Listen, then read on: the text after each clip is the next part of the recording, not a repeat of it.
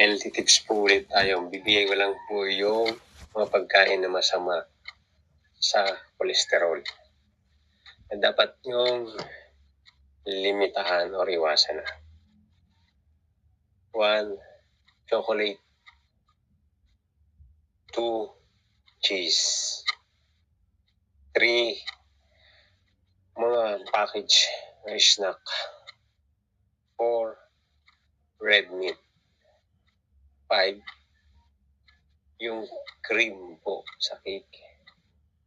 6. Mga pritong pagkain tulad ng french fries, fried chicken, donut. 7. Butter. 8. Mga laman loob ng hayop. 9. Coconut oil. 10. Mga prosesong karne. Yun lang po. Pakishare na lang po para sa iba. God bless po.